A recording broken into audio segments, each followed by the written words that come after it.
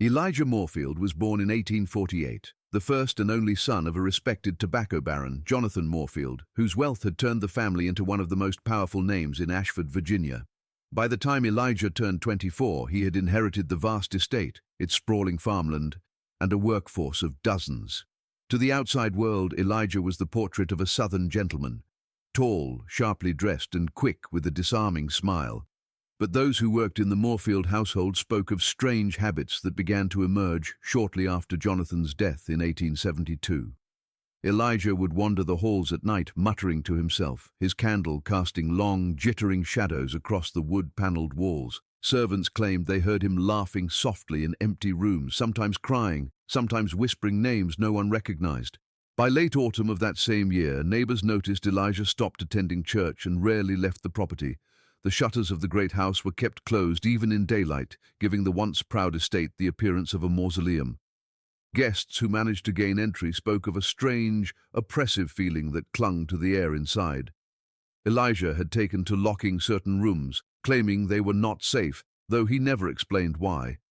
He filled journals with frantic writings, pages covered with diagrams, circles, and strange markings that no one in the family could decipher. His mother, Eleanor Moorfield, quietly worried over her son's behavior, but defended him in public, insisting that grief had simply taken its toll. Still, whispers in town grew louder.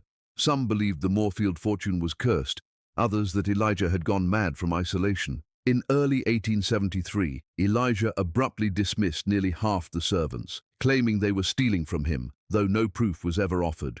Those who left told disturbing stories of finding animal bones arranged in patterns in the cellar, of hearing scratching noises behind the walls, and of Elijah spending hours staring into a cracked mirror in his study. It was said he believed something lived inside the house with him, something that spoke only when no one else was present.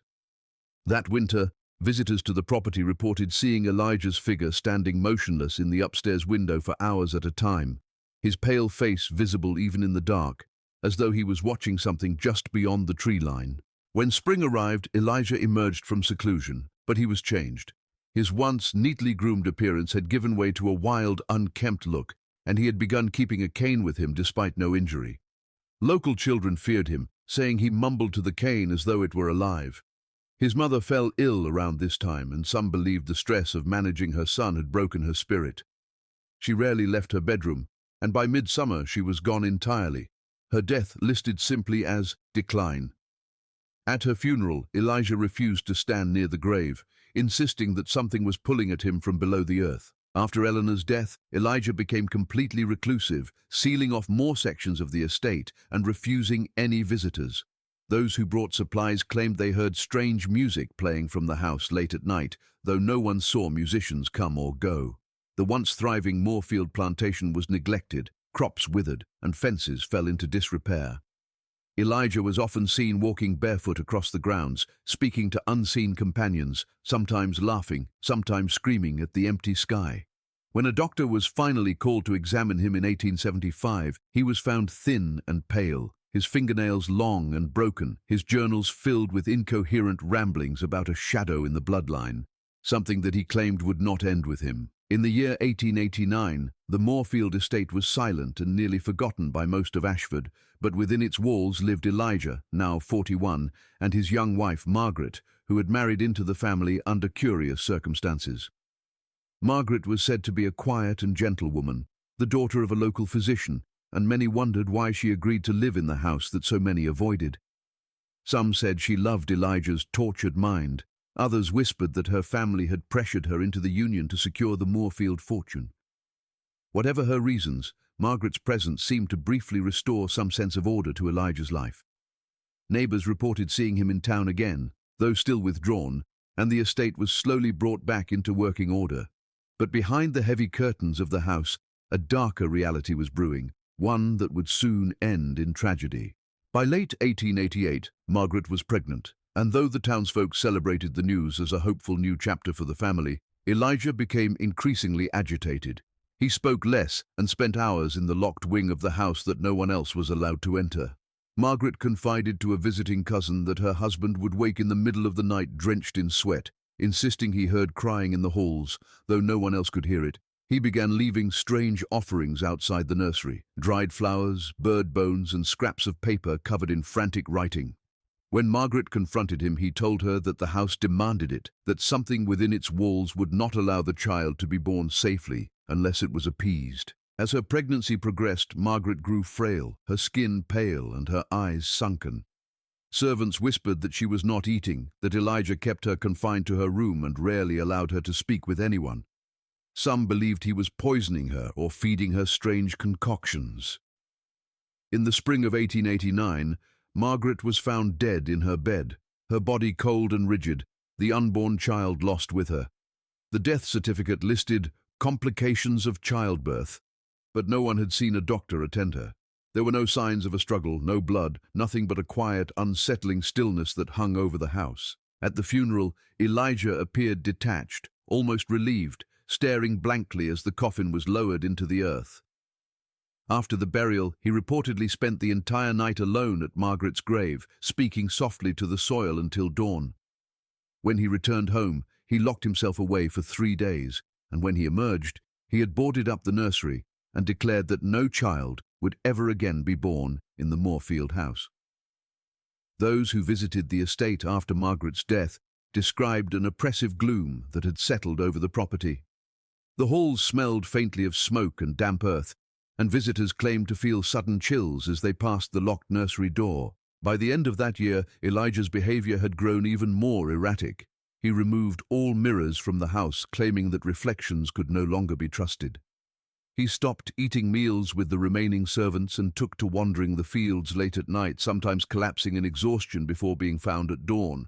When a traveling pastor attempted to bless the house at the request of neighbors, Elijah flew into a rage and drove him from the property, screaming that the house did not want to be blessed, that it would not tolerate interference. Margaret's death marked a turning point, not only in Elijah's life, but in the history of the Moorfield family itself, for it was said that from that point on, no member of the bloodline ever knew peace.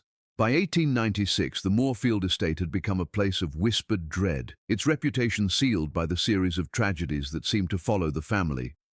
Elijah, now in his late 40s, was a ghost of a man, gaunt and hollow-eyed, wandering the house with a lantern that never seemed to leave his hand. It was during this time that the most disturbing rumors began to surface about the locked wing of the house. Few had ever seen inside it, not even the servants who remained. Those who worked there told stories of hearing footsteps behind the locked doors, slow and deliberate, as though someone, or something, was pacing just out of sight. On more than one occasion, visitors claimed to see light flicker from under the sealed door late at night, even though no fire should have been burning there. Elijah refused to speak of what was inside, saying only that it was where the family's history had to be contained. It was around this period that Elijah began collecting objects from abandoned homes and auctions in neighboring counties. Wagon loads of old furniture, paintings, and cracked porcelain dolls were brought into the estate and carried into the locked wing. No one knew what purpose they served, but neighbors swore they saw Elijah standing in the yard at dusk, arranging the objects before carrying them inside, whispering under his breath all the while. On stormy nights, strange sounds echoed across the fields. Metallic clanging, what sounded like weeping, and sometimes laughter that rose and fell as though more than one person were inside. In the summer of that year, a farmhand named Jacob, new to the Moorfield property, broke into the locked wing out of curiosity. He was found the next morning at the edge of the estate, his hair turned white, shaking uncontrollably, unable to speak a word of what he had seen. He left Ashford within a week, never to return, and his absence only deepened the sense of dread surrounding the house. Elijah responded by sealing the wing even more securely, nailing boards over the doors and hanging a heavy iron lock that he carried the key to on a chain around his neck. Family papers from this period reveal that Elijah spent most of his time writing, filling entire trunks with journals that no one would read until decades later. The pages were a mixture of detailed architectural sketches of the house, descriptions of dreams, and long lists of names, many of whom could not be traced to any known person in Ashford or beyond. He wrote frequently of something he called the Watchers, claiming they lived in the walls and had been with the Moorfield family for generations, feeding on their sorrow. He insisted that they could not be destroyed, only contained. and that the locked wing was the only thing keeping them from spreading into the rest of the house. By the turn of the century, the estate had become so feared that even travelling salesmen would avoid it, choosing to take the long road around rather than pass its gates. Children dared one another to approach the fence, but none stayed long, reporting an uncanny silence, as if the birds refused to sing near the property. Servants resigned one by one until only a single housekeeper remained, a stern woman named Agnes, who claimed she stayed not for Elijah but because she believed the house should never be left completely empty. She too heard the noises from the locked wing and once told a neighbor that she had seen faces in the windows of rooms no one had entered in years. As Elijah's health continued to fail, he rarely left the locked wing, sleeping there and refusing to eat anywhere else. Those who saw him in town reported that he looked like a man already half dead, his skin waxy and his eyes sunken deep into their sockets. When asked why he continued to stay in that house, he replied that it was his duty, that if he left, whatever was inside would follow him and curse the entire town. The Moorfield estate had by then become less a home and more a prison, and the locked wing was its heart, pulsing with secrets that would remain buried until the next generation dared to open its doors. By 1911, Elijah Moorfield was gone, found lifeless in his chair within the locked wing, his body frail and curled as if frozen mid-prayer. The official record listed his death as natural causes, but those who saw the scene whispered that something about his posture was unnatural, his face twisted into a grimace of terror. With Elijah's passing, the Moorfield estate passed to his only surviving son, Tobias, who was just 21 years old at the time. Tobias had grown up inside the strange and suffocating walls of the estate, raised by servants and his reclusive father, and there were those who said he had inherited more than just the family fortune. Those close to him claimed he heard voices even as a child, that he would wake screaming at night, insisting something was scratching inside the walls. Tobias took little interest in repairing the estate or reviving the family name. Instead, he spent most of his days alone in the study, drinking heavily and obsessing over his father's journals. Neighbors noticed him wandering the grounds at all hours, muttering to himself, sometimes stopping suddenly as though listening to someone no one else could hear. Soon after he inherited the property, Tobias ordered the boards on the locked wing removed, claiming that he needed to see what his father had been hiding. What he found there has never been fully documented, but whatever it was seemed to unhinge him completely. Within weeks, servants began to resign, claiming they could no longer tolerate the noises that came from the house at night, screams, thuds, and the sound of furniture dragging across the floor, though Tobias was often seen alone. In the autumn of 1911, Ashford was shaken by a grisly series of events that became known as the Moorfield murders. Over the course of 3 nights, 3 local farmhands who had been working for Tobias were found dead, their bodies discovered in different parts of the property. Each death was more gruesome than the last, with the victims' faces contorted and their hands positioned as though they had been praying.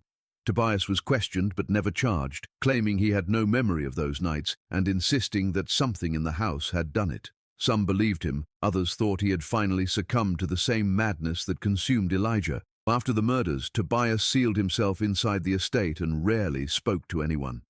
He refused to have the victims buried in consecrated ground, instead insisting they be placed in the far field at the edge of the property where no one had ploughed for years. He erected crude wooden markers there, hand-carved with symbols no one could decipher, and was often seen kneeling in front of them long after dark. People in town said the Moorfield estate seemed to breathe at night, that its windows glowed with light though no lamps were lit. Travellers reported hearing Tobias's voice carrying across the fields, chanting words in a language no one recognized. By winter, Tobias had begun keeping all mirrors covered, claiming they showed him faces of people long dead.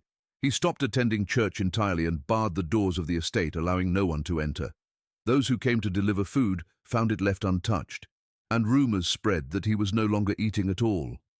The few who managed to glimpse him through the windows said he looked pale, skeletal and wild-eyed, as though the house itself had drained the life from him. In the final months of 1911, strange fires broke out on the property, though no one ever saw Tobias try to put them out. Some believed he was burning his father's journals, others thought he was destroying whatever he had uncovered in the locked wing. Whatever the truth, by the following spring, the once grand house was blackened and scarred, its walls warped by heat, but still standing, as though refusing to fall. Tobias remained within, his voice still heard on certain nights, calling out to someone, or something, that never answered.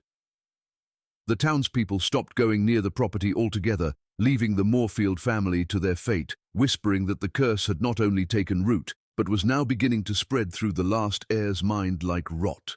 By 1923, Tobias Moorfield was no longer seen outside the house at all, and the estate seemed frozen in a kind of dreadful stillness.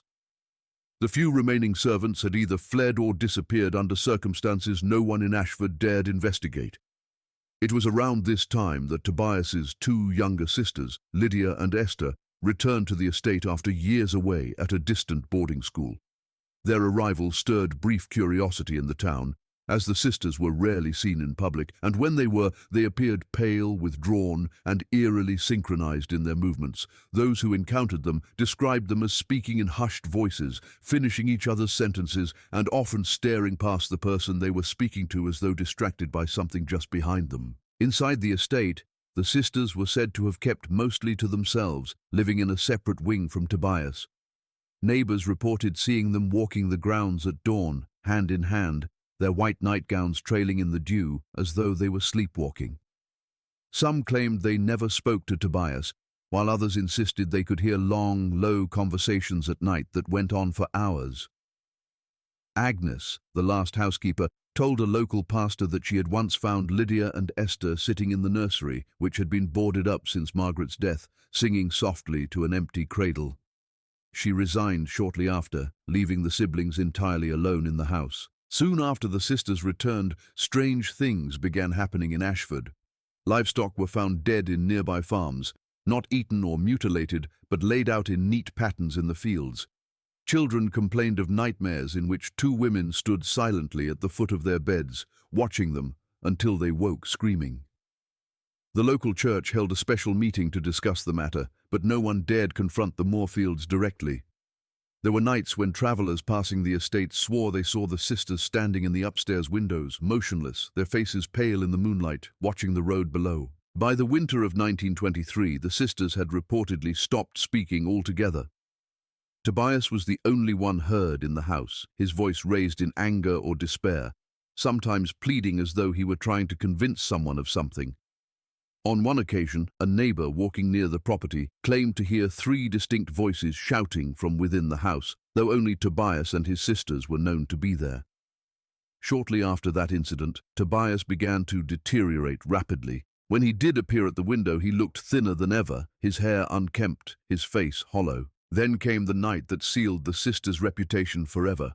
A terrible storm swept through Ashford, tearing branches from trees and flooding the fields. In the early hours of the morning, a scream was heard echoing from the house, a long, piercing wail that silenced even the wind.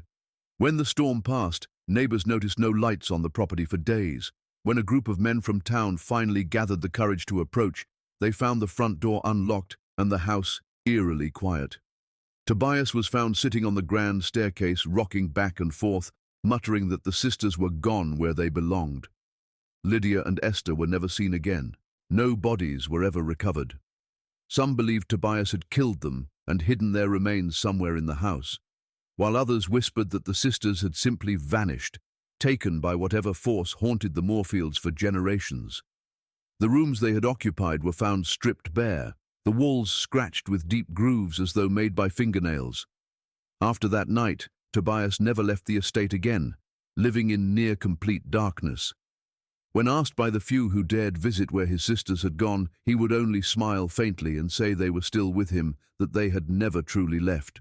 From then on, townsfolk claimed to see two pale figures moving behind the curtains at night, always together, always silent, as if they were watching over the house, or perhaps guarding something far worse. By 1937, the Moorfield estate had become a place no one in Ashford dared to go near, its windows black with grime, its gates hanging from rusted hinges, and its garden now a tangle of wild thorns and skeletal trees. Tobias was nearing 50 and had not been seen in public in over a decade, though neighbors occasionally spotted him standing at the threshold of the front door at dusk, staring out as if waiting for someone who never came. His health had deteriorated so greatly that those few who caught a glimpse of him described him as little more than a shadow, gaunt and hollow-cheeked, his hair a dishevelled mass streaked with white. The house itself seemed to reflect his condition, its roof sagging, its windows cracked, as though it were decaying in sympathy with its last living master. It was during this time that Tobias began speaking more frequently about an heir, insisting that the bloodline had to continue, even though he had no wife and no children. He sent letters to distant relatives, most of whom refused to visit, having long since severed ties with the cursed family. One cousin, a man named Caleb Moorfield, finally arrived at the estate in the summer of 1937, a young man in his 20s who had grown up far from Ashford and knew little of its dark history. Witnesses in town said Caleb was a bright, eager soul, laughing and polite, seemingly determined to restore the estate and bring an end to the long years of fear that had surrounded it. For a brief moment, it appeared that hope might return to the Moorfield name, but those who spoke with Caleb during his first weeks at the estate said his cheerfulness began to fade quickly. He complained of sleepless nights, of hearing whispers in the hallways and the faint sound of footsteps pacing outside his bedroom door. Tobias refused to discuss the locked rooms or the family's past, telling Caleb only that he must never enter the wing where Elijah had spent his final years. Despite this warning, Caleb's curiosity grew, and by the end of his first month, he was seen prying at the boarded entrance late at night.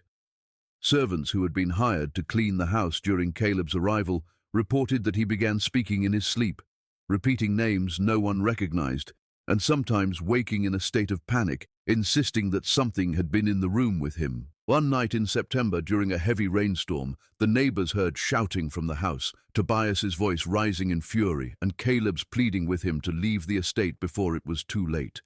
The shouting gave way to silence, and by morning, Caleb was nowhere to be found. The townsfolk were too afraid to investigate immediately, and it was 3 days before anyone dared approach the property. When they did, they found Tobias seated in his father's old chair in the locked wing, a candle burned down to a pool of wax beside him, staring into the shadows.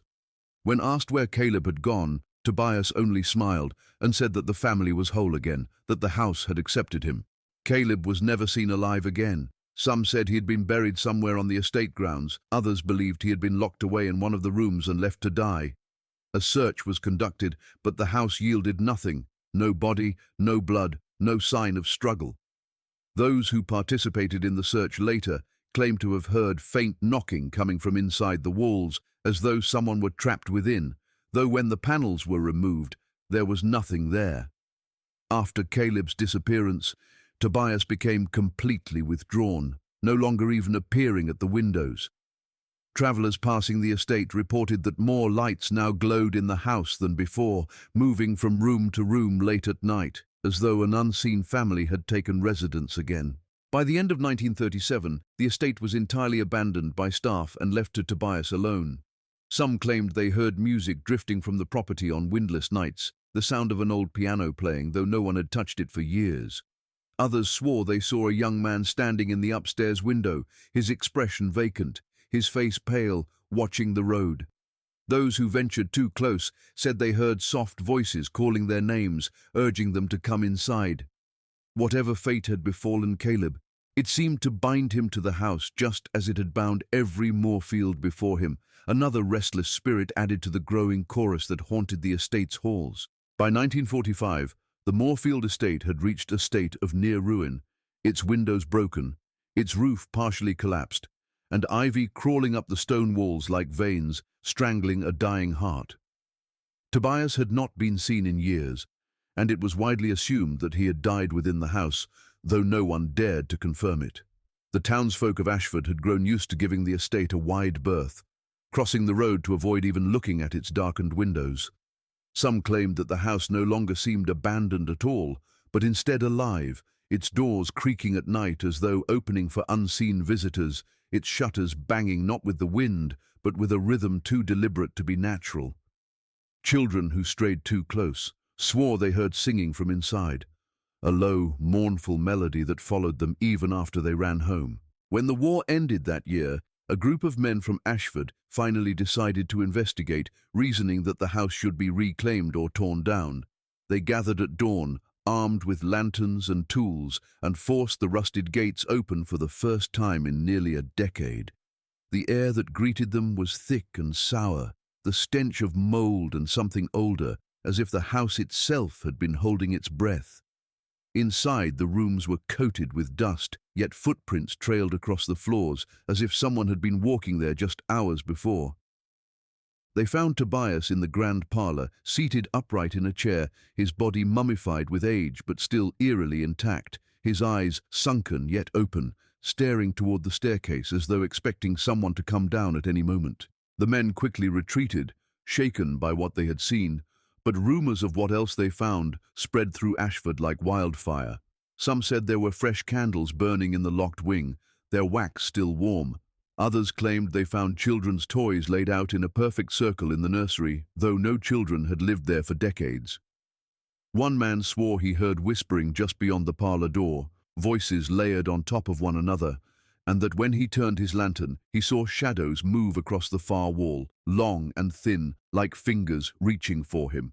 Whatever they discovered that morning was enough to convince the entire town that the house should be sealed for good. Within weeks, the estate was boarded up, its doors nailed shut, its windows reinforced with heavy planks. The land was left to rot, the fields overtaken by weeds, and the road leading to the property gradually fell into disrepair. Yet the house did not remain silent. Travelers reported lights flickering behind the boards, the faint glow of candles illuminating rooms no one could access. On stormy nights, some swore they saw figures standing in the upper windows, unmoving, as though keeping watch. Others heard sounds of furniture being dragged across the floor, followed by sudden bursts of laughter that echoed through the night. By the end of that year, the estate had become a place of pilgrimage for those seeking proof of the supernatural. Daredevils and skeptics alike would sneak through the overgrown grounds, scratching their initials into the walls or trying to pry open the doors, though few stayed long enough to boast of their courage. Many returned pale and shaken, claiming to have seen faces in the glass, heard children crying, or felt a hand brush against them in the dark. Some never returned at all, their disappearance chalked up to accidents or running away, but among the people of Ashford, it was said the house had simply claimed them, adding their spirits to the chorus of restless souls trapped within. The town eventually gave up trying to tame the place, and the Moorfield estate was left to the elements entirely. Trees grew thick around its edges, blotting it from view, and the road became little more than a dirt path swallowed by weeds. Yet even as nature crept in, the house remained standing, refusing to collapse, its black windows watching silently over Ashford like eyes that never closed. And though no one had set foot inside since that grim morning in 1945, the stories continued to spread. Of music playing in the dead of night, of a woman's scream echoing across the fields, of two pale figures seen walking the grounds hand in hand before fading into the darkness.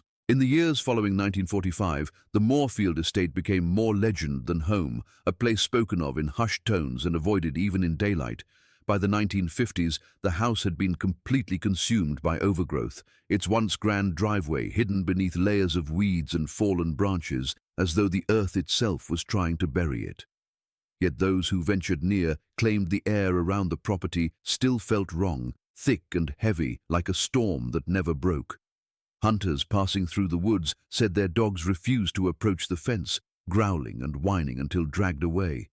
Travelers on the back roads of Ashford swore they saw lantern light bobbing between the trees late at night, too steady and purposeful to be a trick of the moon. Local teenagers began using the estate as a rite of passage, daring one another to approach the boarded house or touch its rotting porch.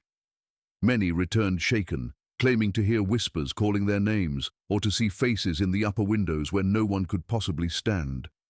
A few reported feeling suddenly sick as they neared the door, their stomachs twisting until they fled back to town. Those who were brave enough to peer inside through the cracks said they saw furniture that seemed to have been moved since the house was sealed, chairs turned toward the windows, a piano lid lifted as though recently played. Some swore they saw footprints in the dust, leading from room to room, as if someone, or something, still walked those halls. By the 1960s, the property had gained a reputation beyond Ashford, attracting researchers, journalists, and paranormal investigators. Some came armed with cameras and recording devices, eager to capture proof of the stories, but many left empty-handed, unnerved by the oppressive silence that seemed to smother all sound within the walls. A few who stayed longer claimed to have recorded faint voices, layered and distorted, speaking in fragments of prayer or pleading. One investigator allegedly went mad after spending a single night on the property, insisting that he had seen a family seated around the dining table, motionless, staring at him until the candlelight went out. Despite its isolation, the house resisted collapse. Storms battered the roof, seasons came and went, but the structure remained standing, its shutters clinging like eyelids that refused to close. Some speculated that the Moorfield curse had seeped into the very bones of the building, holding it together long after it should have fallen. Others believed that something inside was keeping it whole, unwilling to let go of the last remnant of the family's bloodline. There were nights when townsfolk claimed to hear a piano playing from the empty house, a slow, mournful song that drifted across the fields, stopping suddenly as if someone inside had realized they were being heard. Over the decades, attempts were made to purchase and demolish the property, but each one ended mysteriously. Buyers withdrew their offers without explanation. Workers hired to clear the land quit abruptly, claiming to have been followed home by shadows, or to have woken in the night with the sensation of someone standing at the foot of their bed. One contractor vanished entirely, his tools left scattered at the edge of the property, his truck still idling, as though he had simply stepped out and dissolved into the air. By the late 20th century, the house had become a dark landmark, a place where time seemed to hold its breath. It was said that if you stood at the gates at midnight and called the name Moorfield, the upstairs curtains would stir as if someone had heard you. Some swore they had seen a man's silhouette in the window, staring out just as Tobias once did, while others spoke of two pale figures walking the grounds, their hands clasped, never looking back. Whether they were ghosts, memories, or something far older, no one could say. But the estate still stood, its black windows reflecting nothing, its halls waiting, the silence inside thick enough to choke, as though the house itself was not abandoned at all but merely biding its time until someone was brave or foolish enough to step inside again.